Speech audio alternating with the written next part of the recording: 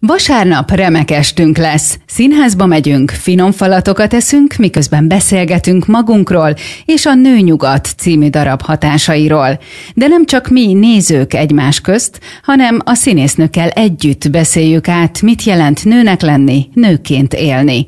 Most Bíró Kriszta, a Nőnyugat egyik színésznője, aki a darabot is válogatta és szerkesztette, mondja el, mit jelent számára az előadás, hogyan fordult a figyelme a témára. Elkezdett foglalkoztatni, hogy mi van ezekkel a nőkkel, akik a Nyugat körül, a Nyugatban publikáltak, és elmerültem ebben a dologban, és egy idő után rájöttem, hogy nem is a műveik érdekelnek annyira, bár azok is nagyon, és vannak köztük egészen kitűnőek, hanem a sorsaik, mert elképesztő sorsok vannak.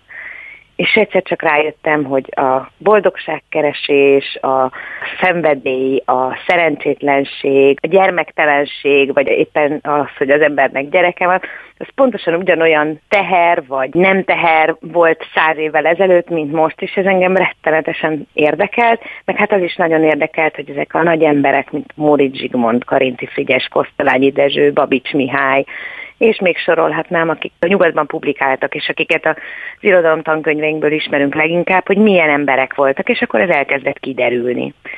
És az is izgatott, hogy ne egyfajta ilyen rossz értelemben vett, szüfrazsettes, nővédelmi előadás szülessen, hanem egyfajta valóságot mutasson fel ezekből a sorsokból, ami nem arról szól, hogy jaj, szegény nők, hanem arról szól, hogy az emberek, a kapcsolatok hogyan működtek, és természetesen inkább a nőkre fókuszálva.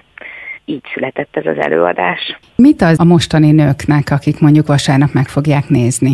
Hát, hogy mit ad nekik, azt én nem igazán tudom megmondani, azt majd ők elmondják, ha megnézték.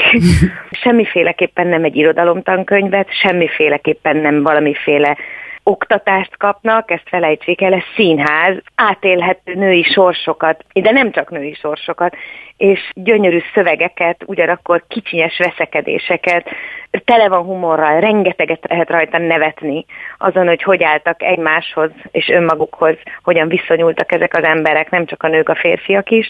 Közben meg lehet érteni, hogy hogyan működött a társadalom 1908 és 1944 között, de mondom, nem történelemóra, nem irodalomóra, szenvedély, tömény szenvedély, és hát tele van viccel, mondom.